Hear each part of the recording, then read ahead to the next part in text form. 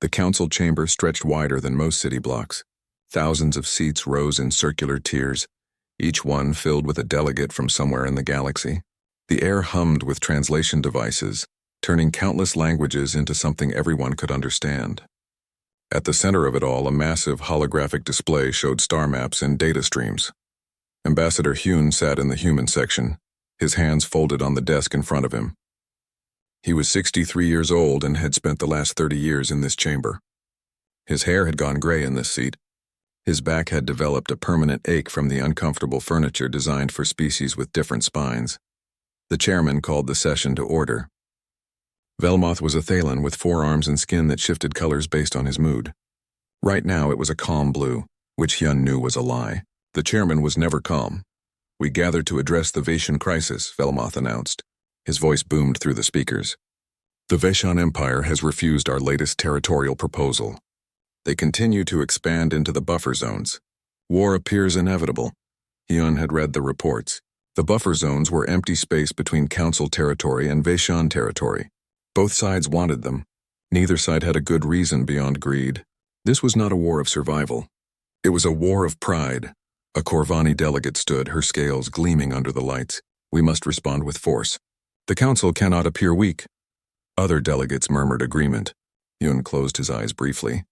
He had heard this script before. Different crisis, same response. Someone always wanted to appear strong, and someone always had to bleed for it. The Thalan military advisor activated a battle plan on the holographic display. Red and blue markers showed fleet positions, attack vectors, projected casualties. Hyun noticed that most of the frontline positions were marked with a small symbol he knew too well, the human fleet marker. "The assault will require significant ground forces," the advisor said. "We estimate 30 divisions for the initial invasion." Velmoth nodded. "We will need to expand conscription." That word made Hyun sit up straighter. Conscription. He knew where this was going. A Relian delegate stood. "The core worlds cannot spare additional forces. Our populations are engaged in essential economic functions." Another delegate agreed. "My people have already contributed our share. We have provided financial support and industrial capacity." Hyun watched the pattern unfold. Every species had a reason why their people could not fight. Too valuable, too few, too important for the economy. The excuses were always different, but the conclusion was always the same. Velmoth's skin shifted to a determined orange. "Then we must look to our member species with available military capacity. I propose we issue conscription orders to the human colony worlds." The chamber fell silent for exactly 3 seconds. Then the votes started coming in. Hyun activated his microphone. "I object. The human colonies are sovereign settlements under the Species Autonomy Act. They cannot be conscripted without their consent." Velmoth turned to face him. "The Autonomy Act has exceptions for council-wide emergencies." "This is not an emergency," Hyun said, keeping his voice level. "This is a territorial dispute. There is a difference." A Draxian delegate laughed, a sound like grinding metal. "Ambassador Hyun, your species has always excelled at warfare. Why do you resist what you do best?" "Because our people die in these wars," Hyun replied. "Wars that often could be avoided with better diplomacy." The Corvani delegate from earlier spoke up. "Humans are resilient. Your casualties recover quickly. Other species are more fragile." Hyun felt something cold settle in his chest. He had heard these arguments before, but never stated so plainly. "Your people die easily, so we will spend your lives instead of ours. I request a formal vote under the Species Autonomy Act," he said. "Any conscription of sovereign human populations must be approved by a 2/3 majority."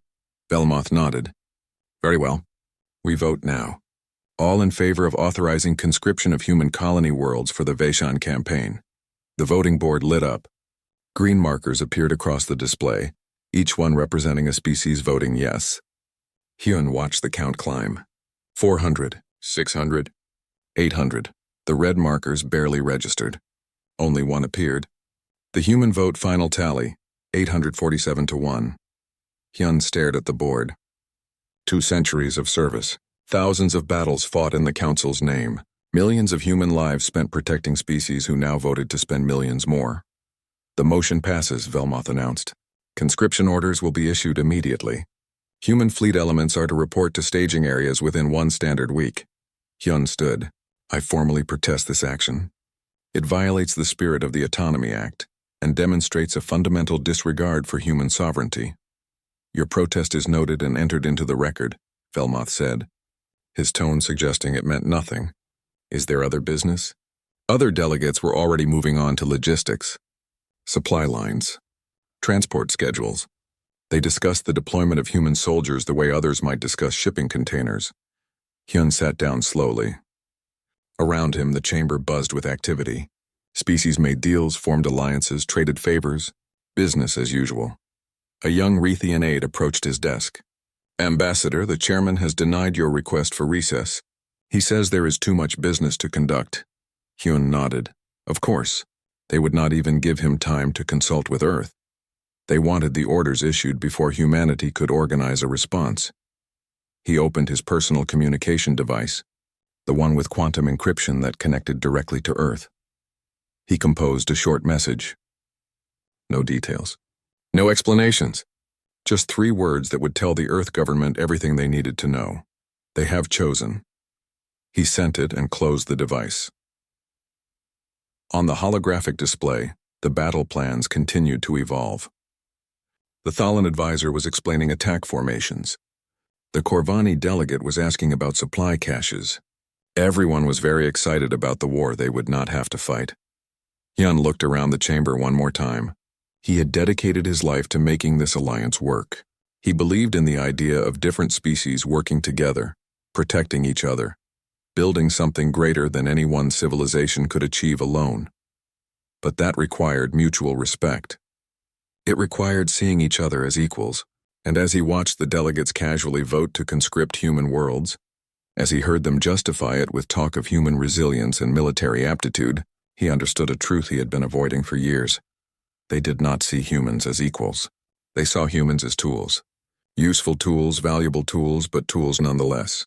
And when a tool wore out, you simply requisitioned more. The session continued for another 4 hours. Hyun sat through all of it, his face showing nothing. He took notes. He filed the proper documentation. He performed his duties exactly as he had always done. But inside, something had changed. A decision had been made, though he did not yet know what form it would take. That night, alone in his quarters, Hyun received a response from Earth. It was just as brief as his message had been. Understood. Stand by. He looked out the window at the stars beyond the station. Somewhere out there, human ships were patrolling the borders. Human soldiers were stationed on 100 worlds. Human engineers kept the trade routes running. Human doctors staffed the frontier hospitals, all of them believing they were part of something important, all of them thinking their sacrifices mattered to the species they protected. Hyun wondered how much longer that belief would last. He suspected not very long at all. The council chamber would open again tomorrow. The war planning would continue, and humanity would be expected to provide its soldiers, its ships, and its blood, just like always. But something felt different now. Something had broken in that vote. Not just a law or a treaty, but something more fundamental. Trust, perhaps, or the last remnants of hope that things might change. Hyun turned away from the window and began preparing his reports. He had work to do. For now, he was still the ambassador, still the representative of humanity to the Galactic Council. How much longer that would remain true, he could not say. Captain Deho stood on the bridge of the UES Steadfast, watching the blue and green planet of Karanos rotate slowly below. The dreadnought had been stationed here for 8 years. In that time, Deho had learned every trade route in the sector, befriended merchant captains from a dozen species, and helped defend this world from 3 separate pirate raids. His communication officer looked up from her station. Sir, we have an encrypted message from Fleet Command. Priority Alpha. Priority Alpha meant eyes only. Captain's authorization. Deho walked to the private communication room and sealed the door behind him. The message appeared on the screen, already decoded by his personal encryption key. He read it twice to make sure he understood. Withdraw all human personnel and assets from Council space. No exceptions. Maintain operational security. Execute immediately. That was all. No explanation. No timeline beyond immediately, no reasoning. Deho had served in the fleet for 26 years. He had never seen an order like this. He returned to the bridge and called his senior staff to the ready room. His first officer, his chief engineer, his tactical officer, and his flight commander gathered around the table. "We are leaving Keranos," Deho said simply. "Effective immediately. We will withdraw all human personnel from the surface, collect our supply dumps, and depart council space." His first officer frowned. "Sir, has there been a threat? Are we evacuating?" "No threat. These are our orders. We leave everything operational. We take only what belongs to us. No sabotage, no explanations. We just go." The chief engineer leaned back in his chair. "The defense platforms we built, the power station upgrades, we leave them." Deho interrupted. "Fully functional. The council can figure out how to maintain them." His tactical officer caught on first. Her eyes widened slightly. "This is not just us, is it? This is everyone." Deho nodded. "I believe so. I am confirming with other human commands now." Over the next hour, encrypted messages confirmed his suspicion. Every human ship, every human station, every human installation in council space was receiving the same order. "Leave. Take nothing that is not yours. Go home." The fleet coordination network showed the scale of it. 214 systems. Over 8,000 human personnel in military positions alone. Thousands more in civilian roles, support staff, technical advisors, medical teams. All of them being called home. Deho began the withdrawal. His crew worked with quiet efficiency, packing personal belongings, securing human equipment, preparing the ship for departure. They said nothing to the Keranos authorities. They simply began loading personnel from the surface. The Keranos defense commander, a Thalan named Ravix, finally contacted the ship. His image appeared on the view screen, his skin shifting through confused colors. "Captain Deho, our sensors show unusual transport activity. Is there a problem?"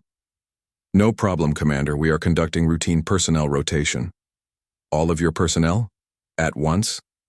"Our orders, Commander. I am sure you understand." Revix's skin went orange with suspicion.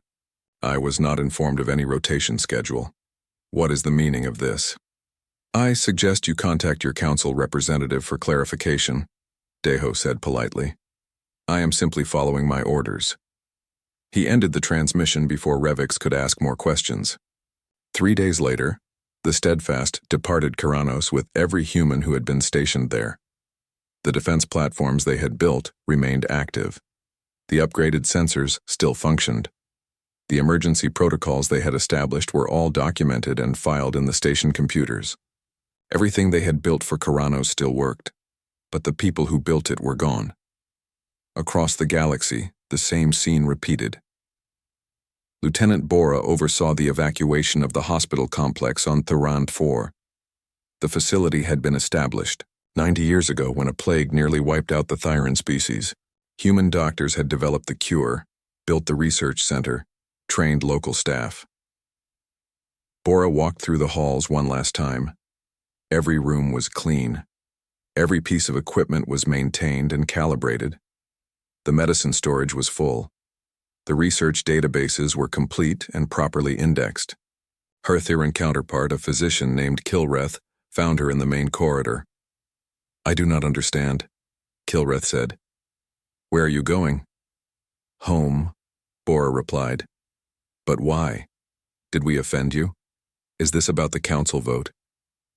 Bora looked at him for a long moment. Kilreth was a good doctor. He had worked alongside humans for 15 years. He had never been anything but respectful and professional. "This is not about you," she said finally. "This is about decisions made far above both of us. Can we change those decisions? Can we convince your government to reconsider?" "I do not think so." Kilreth's translator struggled with his next words, his distress making him hard to understand. "Who will maintain the monitoring systems? Who will coordinate with the research stations?" Bora handed him a data chip. "Everything is documented here. Operational procedures, maintenance schedules, contact information for equipment suppliers.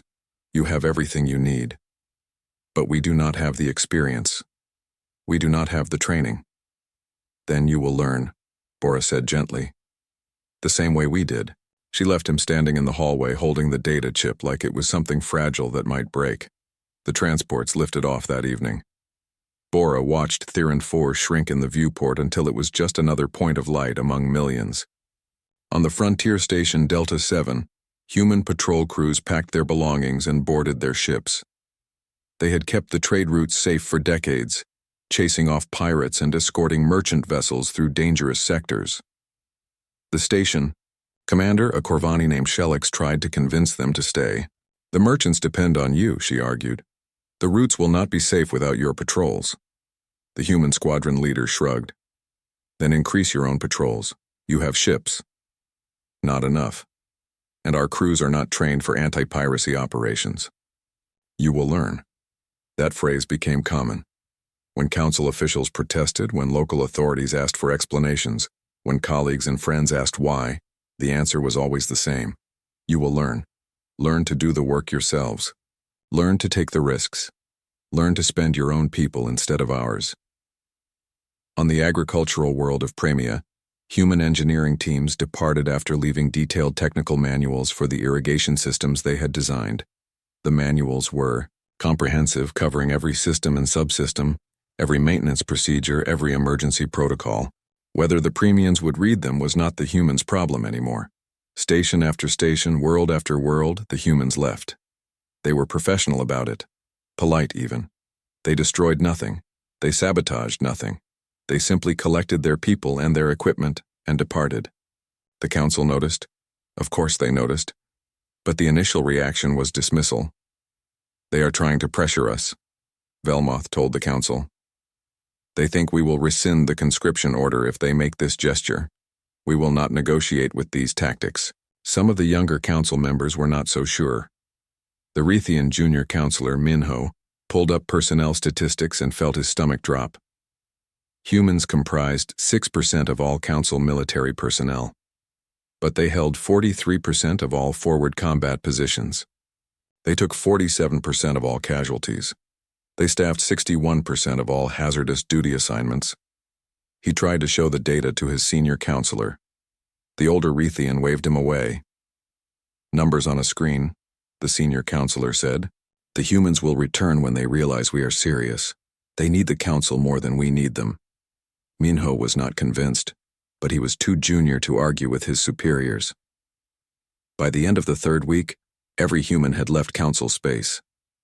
Military personnel, civilian contractors, medical staff, engineers, agricultural advisors, technical trainers, all of them gone.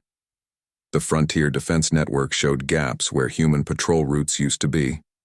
Hospital rosters showed empty positions. Engineering teams reported missing specialists. Trade convoys requested escorts that no longer existed, and still the council leadership insisted it was temporary. A negotiating tactic. The humans would be back once they realized the council would not bend. Ambassador Hyun was the last to leave. He spent his final day filing paperwork, transferring records, organizing decades of diplomatic correspondence into neat archives that future historians might someday read. He walked to the council chamber one last time. The massive room was empty, the session having ended hours ago. His footsteps echoed in the silence. He approached the human seat, the desk where he had spent 30 years. On the desk sat a small medallion, the symbol of humanity's council membership. Gold and silver, stamped with Earth's continents on one side and the council seal on the other. Hyun picked it up and held it for a moment. Then he placed it carefully on the podium at the center of the chamber, the podium where speakers addressed the council. He left it there. Let them decide what it meant. Then he walked out of the chamber, through the corridors he had traversed thousands of times, to the docking bay where the last human transport waited. The pilot looked at him questioningly as he boarded. Go home, Hyun said quietly. The transport undocked and turned toward Earth. Behind them, the council station grew smaller and smaller until it disappeared among the stars. Hyun did not look back. Junior Counselor Minho sat in his small office reviewing reports when the first casualty numbers arrived from the Korath line. He read them 3 times. Certain, there must be an error. The Council fleet had engaged the Vishan Empire with 217 capital ships, supported by 400 smaller vessels. By any measure, it was a substantial force. The Vishans had brought roughly equal numbers. The battle lasted 4 hours and 12 minutes. The Council lost 43 capital ships. The Vishans lost 9. Minho pulled up the tactical analysis. The report was clinical in its language, but the disaster was clear. Council formations broke under Vishan assault. Captains made decisions too slowly. Crews failed to coordinate during combined maneuvers. Ships retreated when they should have held position, or held position when they should have retreated. The analyst who wrote the report tried to be diplomatic, but the conclusion was unavoidable. Without human tactical doctrine, without human commanders who had experience in actual combat, the Council fleet fought like an expensive collection of ships rather than a coherent military force. The fleet retreated. The Veshans advanced into the buffer zones unopposed. Minho took the report to his senior counselor, Vexith, who had served on the Council for 40 years. "Senior counselor, we have a serious problem." Vexith barely looked up from his own work. "The battle was a setback. We will regroup and try again." It was not a setback. It was a massacre. "We lost ships at a 5-to-1 ratio. Then we will bring more ships." Minho set his datapad on Vexith's desk, forcefully enough to make the senior counselor look up in surprise. "Senior counselor, please review the analysis. Our forces do not know how to fight without human support. We have relied on them for 2 centuries. Our own military capabilities have atrophied." Vexith's face hardened. "Are you suggesting we beg the humans to return after they abandon their duties?" "I am suggesting we acknowledge reality. The humans did not abandon duties. They were conscripted against their will, and they responded by leaving. Now we are paying the price. Your opinion is noted, junior counselor. Return to your duties." Minho left the office frustrated. He returned to his own workspace and began compiling more data. If the senior counselors would not listen to one report, perhaps they would listen to 10. But the reports kept getting worse. On Premia, the irrigation systems began failing. The Premian authorities had assumed the systems were simple. Water came from the mountains, flowed through channels, distributed to the fields. What could be complicated about that? Everything, it turned out. The human engineers had designed a system with 17 interlocking components. Flow regulators that adjusted based on seasonal rainfall, filtration systems that prevented mineral buildup, monitoring sensors that detected problems before they became critical, automated maintenance drones that cleared blockages and repaired small leaks. Each component had its own maintenance schedule. Each one depended on the others. The manuals the humans left behind explained all of this in detail. The Premians never read them. The first breakdown was minor. A flow regulator in Sector 7 stuck in the closed position. Without water, 500 acres of crops began to wither. The Premian engineers went to fix it. They managed to open the regulator, but they did not realize that opening it without adjusting the downstream pressure would cause problems elsewhere. 3 days later, a channel burst from too much water, flooding another 1,000 acres. They fixed that problem, creating 2 more. Within a month, the entire northern continent's irrigation network was in chaos. Agricultural projections showed a 30% crop reduction for the year. Premia was a major food exporter. That reduction would affect 17 other worlds. Famine became a real possibility. Minho added Premia to his growing list of disasters. The senior counselors were already calling the crop failures a coincidence. Bad weather, poor planning by the Premians themselves, nothing to do with the human departure. Then the merchant convoys started disappearing. The trade route between the Corvani homeworld and the manufacturing centers in the Relian sector had been safe for 70 years. Human patrols kept it clear of pirates. Merchant captains did not even think about danger anymore. They just filed their flight plans and departed. 3 weeks after the last human patrol left, a convoy of 14 merchant ships vanished. No distress calls, no wreckage found. Just gone. Pirates had taken them, obviously. Sold the cargo, probably enslaved the crews. The kind of thing that used to happen before humans patrolled the routes. The Corvani government demanded action. The council authorized their own ships to patrol the route. The Corvani patrols lasted 6 days before a pirate fleet ambushed them and destroyed 2 patrol vessels. After that, the Corvani ships stayed close to their homeworld. The trade routes became pirate hunting grounds. Merchants began refusing to travel without military escort. But military escorts were busy trying to stop the Vaishon advance. There were not enough ships for both. Trade volume dropped 23% in 2 months. On Thyron 4, Dr. Kilreth struggled to maintain the disease monitoring network. The system used satellites to track population health data, looking for early signs of epidemic outbreaks.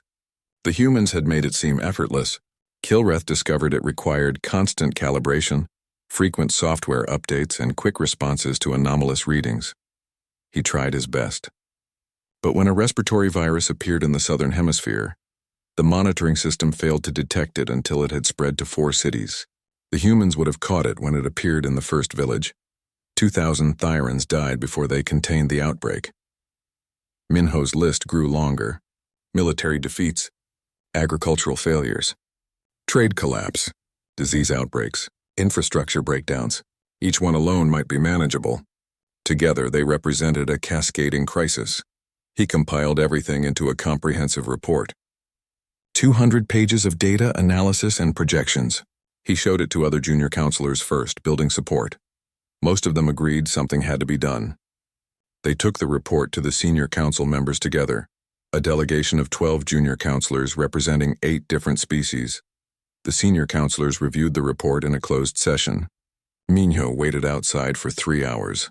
Finally, Vexith emerged and handed the datapad back to Minho. The council has decided this report contains classified information that could damage morale if made public. It is being sealed under security protocols. Minho stared at him. You are suppressing it. We are protecting the council's reputation during a difficult transition.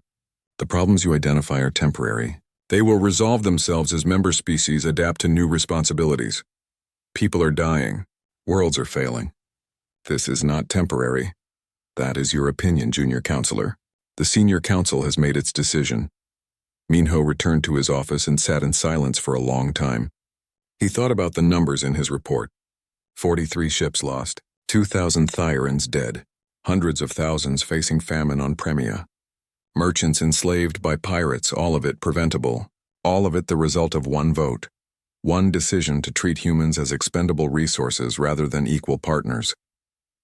He accessed the historical archives and began reading about the early days of the council. The founding documents spoke of mutual respect, shared sacrifice, cooperation between species for the common good. Somewhere along the way, those ideals had been forgotten. Or perhaps they had never been real. Perhaps the council had always been about the strong using the weak, dressed up in pretty words about unity and cooperation. The humans had been useful, so the council used them. Now they were gone. And the council was learning what happened when you built your civilization on the backs of people you took for granted. Minho wondered how long it would take before the senior counselors admitted the truth. Months, years? Or would they keep insisting everything was fine even as the council crumbled around them? 8 months after the humans left, the Vaishon Empire controlled 14 systems that once belonged to the council. Thyron Ford had suffered 3 disease outbreaks. Premia was importing food instead of exporting it. The trade routes were so dangerous that insurance costs had tripled, making many goods too expensive to ship, and the council kept meeting, kept voting, kept pretending that everything would be fine if they just stayed the course. Minho attended the sessions and took notes. He watched senior counselors blame the Premians for the agricultural crisis, blame the Thyrans for their disease outbreaks, blame the Corvani merchants for being weak targets for pirates. They blamed everyone except themselves. In quiet conversations, some of the junior counselors began talking about what came next. If the council could not adapt, could not acknowledge its mistakes, could not change how it operated, then what was the point? Some species began making contingency plans, regional defense pacts, independent trade agreements, preparing for the possibility that the Galactic Council might not survive. Minho filed his reports and did his duties and waited. Waited for the senior counselors to finally see what was obvious to anyone willing to look. The council had taken the humans for granted, had used them without appreciating them, had demanded their service while denying them respect, and now the bill was coming due. The only question was how much more they would lose before they finally understood what they had thrown away. The message arrived at Luna Station 8 months after the withdrawal. A single Selkan diplomatic vessel requesting permission to enter human space. The ship carried one passenger, Ambassador Ji-won, known throughout the Council as their most skilled negotiator. Fleet Admiral Tae-young read the request in her office overlooking Earth. She had expected this eventually. The Council was stubborn but not stupid. Eventually, they would realize they needed to talk. She granted permission for the ship to dock. No fanfare, no diplomatic ceremony. Just a simple berthing assignment and basic hospitality. Ji-won arrived alone without the usual entourage of aides and security. Tae-young appreciated that. This would be easier as a conversation between two professionals rather than a formal diplomatic circus. They met in a conference room with a view of Earth. Tae-young offered refreshments. Ji-won accepted tea and they sat across from each other at a plain table. "Thank you for seeing me, Admiral," Ji-won began. "I know your people have closed your borders." "You have 10 minutes of my time," Tae-young replied. Not rudely, just stating a fact. "What does the Council want?" Ji-won did not waste time on pleasantries. She was good at her job, Tae-young noted. "Get to the point quickly. The Council acknowledges that errors were made in the handling of the conscription vote. We understand that humans felt their sovereignty was not respected. We wish to discuss terms for humanity's return to Council space." Tae-young sipped her tea. "What terms are you offering?" "A permanent Council seat with veto power. Exemption from all future conscription. A formal apology from the chairman. Tax reductions for human trade. Increased representation in Council committees." They were significant concessions, Tae-young admitted. Under other circumstances, they might even be tempting. "And in exchange, we ask that human military forces return to their previous positions, that human technical personnel resume their support roles, that trade and cooperation return to previous levels. In other words, you want everything to go back to the way it was. With significant improvements to humanity's standing within the Council," Ji-won corrected. "These are real concessions, Admiral. The Council does not offer veto power lightly." Tae-young set down her teacup and activated a holographic display. Data began flowing across the screen between them. "Do you know how long humans have served the Council?" 206 years, Ji-won replied. "I have studied the history." "Then you studied these numbers too." Tae-young pulled up a chart. Human casualties by decade. "Notice the trend?" Ji-won looked at the data. The numbers climbed steadily. More humans died in each successive decade than the one before. "Now look at this," Tae-young said, pulling up another chart. Humans killed versus total Council casualties. The ratio was stark. Humans were 6% of Council military personnel, but 47% of all deaths.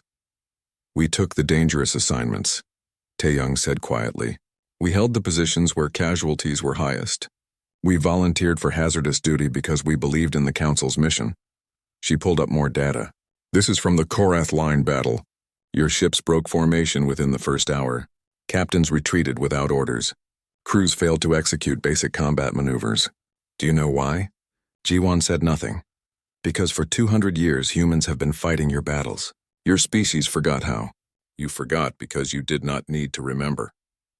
"We did it for you." Tae-young pulled up another file. "Premia's agricultural crisis. The irrigation systems humans designed were not complicated by advanced engineering standards. They were complicated by the standards of people who never had to maintain complex systems themselves. Because humans did it for them, more files appeared. Trade route security, disease monitoring, infrastructure maintenance, emergency response.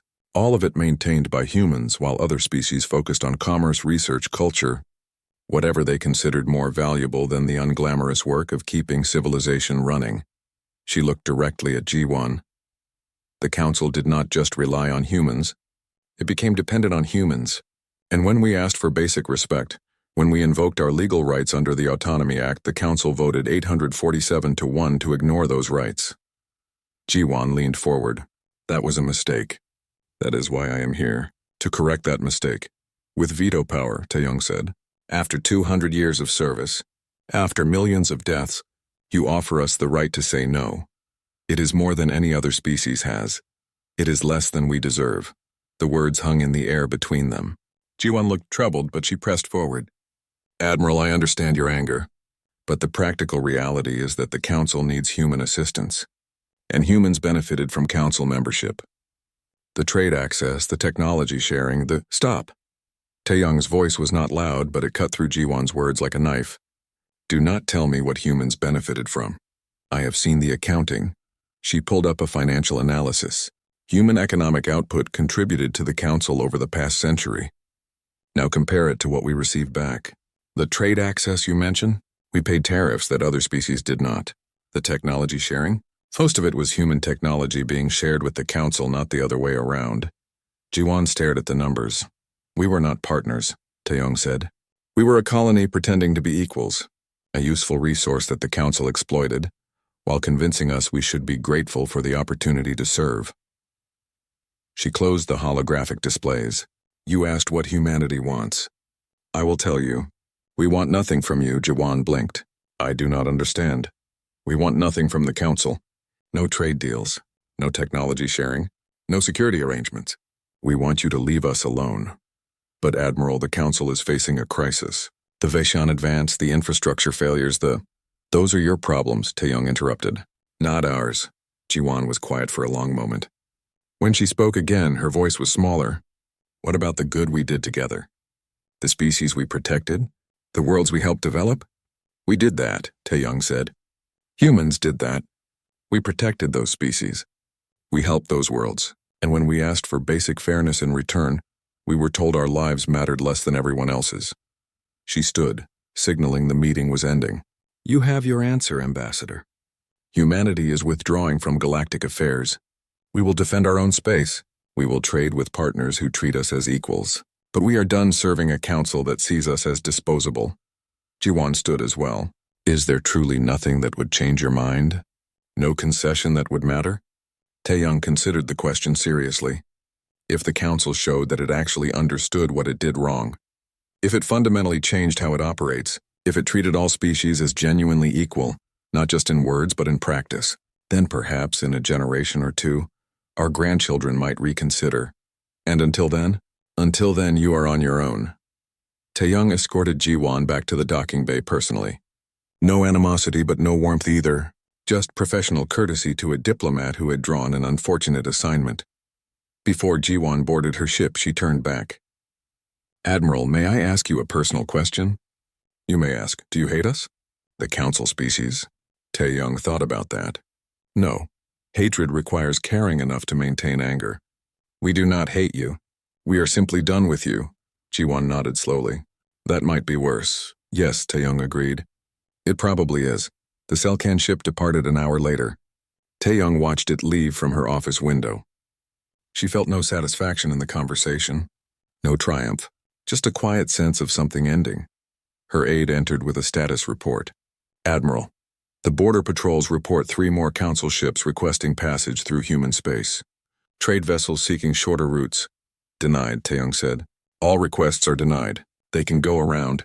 Yes, Admiral. Also, we have received formal inquiries from the Vishan Empire about opening diplomatic relations. That was interesting. What do they want? Trade primarily. They are offering favorable terms. Tell them we will consider it, but slowly. Very slowly. I want a complete intelligence assessment before we commit to anything. The aide nodded and left. Taeyong turned back to the window, looking at Earth below. Somewhere down there, billions of humans were going about their lives. Working, studying, raising families, building their futures. Most of them barely thought about the Galactic Council anymore. The withdrawal had been news for a few months, then life moved on. That was good. That was healthy. It meant humanity was not defining itself by the Council's opinion anymore. Taeyong pulled up the casualty reports from the past 200 years. Name after name, human after human. People who died believing they were building something important. People who sacrificed themselves for species that considered them expendable. She closed the file. Those deaths could not be undone. Those sacrifices could not be reclaimed. But perhaps their descendants would have something better. A future where humans determined their own destiny, made their own choices, spent their own lives on causes they chose. No more council votes deciding where humans would fight and die.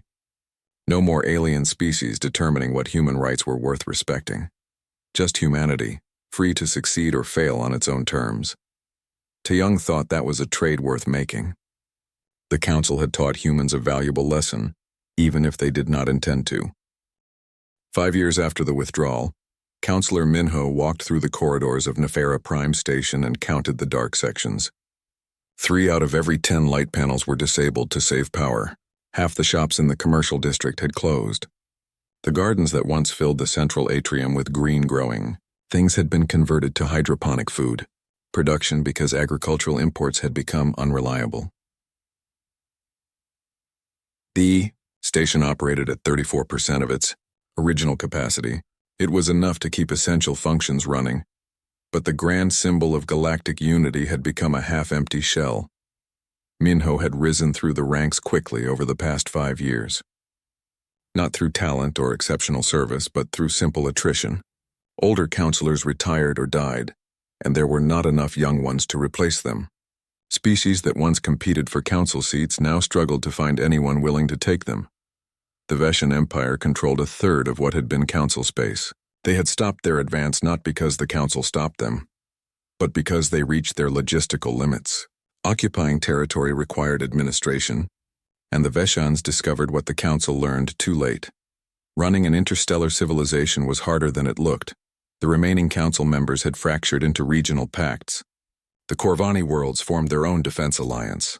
The Relian sector created an economic union. The Thalen systems pulled back to focus on their core worlds. The grand unified government still existed on paper. The council still met. They still voted on resolutions and passed proclamations, but everyone understood it was theater. The real decisions happened in the regional pacts between species that still trusted each other enough to cooperate.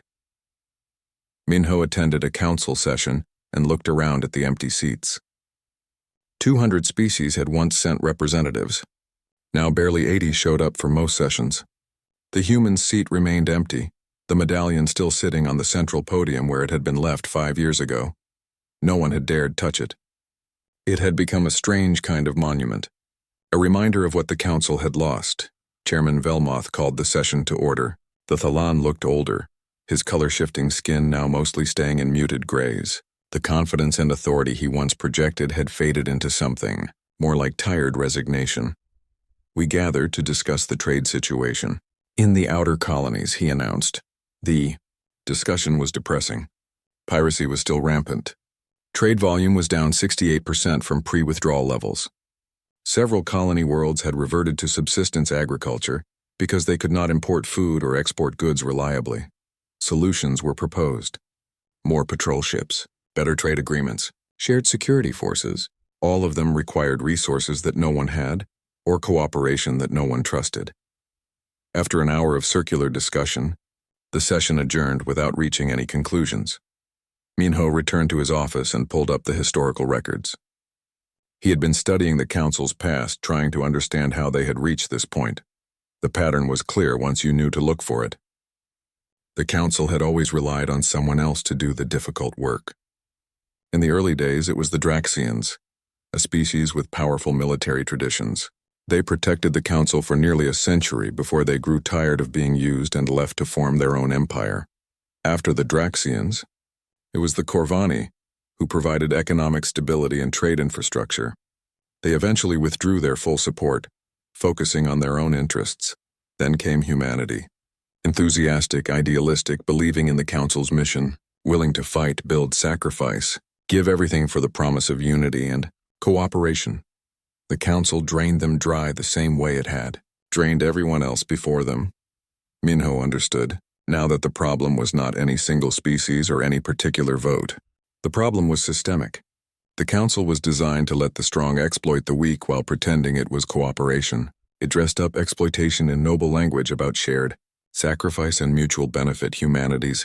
Crime was believing the noble language instead of seeing the reality underneath. A message appeared on his screen. A request for a meeting from a group called the Reform Coalition. Minho knew them. Younger counselors mostly. People who saw the same patterns he did and wanted to change how the council operated. He accepted the meeting. 3 days later, he sat in a small conference room with 12 other counselors. They represented 8 different species, all of them from the younger generation. "We cannot continue like this," a Relian counselor said. "The council is dying. If we do not change, we will be irrelevant within a decade." "Change requires convincing the senior counselors," Minho replied. They will not listen. I have tried. Then we work around them, a Thalan counselor suggested. Build something new while they argue about the past. They spent hours discussing possibilities. New frameworks for cooperation, treaties that bound species to actual mutual obligations instead of vague promises, economic agreements that benefited everyone equally instead of favoring the wealthy core worlds. It was idealistic, probably impossible, but Minho found himself drawn to the hope of it. The possibility that they might build something better from the ruins of what the Council had been. We should reach out to humanity, the Relian counselor said. Ask them for advice. They were building something new. They might share what they learned. They will not talk to us, Minho said. I checked. Every diplomatic outreach has been rejected. They are done with the Council. Not with the Council, a young Selkan named Nara corrected. With the people who run it. We are different. We were not the ones who voted for conscription. We are trying to fix what they broke, are we? Minho asked quietly. Or are we just the next generation making the same mistakes? That question silenced the room. Finally, Nara spoke again. I think the difference is that we are asking the question. The generation before us never did. They never questioned whether they were right. They assumed their power gave them wisdom. Minho thought about that. Then we need to prove we are different. Not with words, but with actions. Over the next year, the Reform Coalition worked to implement changes, small ones at first, new trade agreements that genuinely benefited both parties, security pacts where all members contributed equally, aid programs where wealthy worlds helped developing ones without demanding political concessions. It was slow work. The senior counselors fought them at every step, seeing the reforms as criticism of how they had always done things. And they were right. The reforms were criticism. They were a rejection of the old council's way of operating. But slowly, species began to respond. The reforms worked. Trade improved.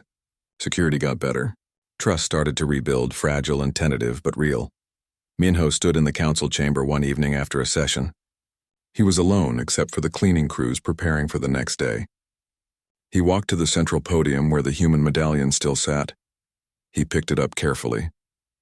It was smaller than he expected. Light in his hand, just a piece of metal stamped with symbols.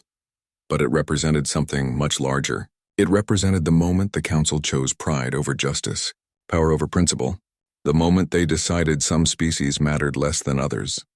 Minho put the medallion back where he found it. They were not ready to remove it yet. Perhaps they never would be. Perhaps it should stay there forever as a reminder. He thought about humanity, out there beyond the closed borders, building their own civilization, trading with partners who respected them, living free of the council's dysfunction. Were they happy? Were they thriving? Minho hoped so. He hoped they had found something better than what the council offered. He wondered if someday humanity's descendants might reconsider contact. Not this generation.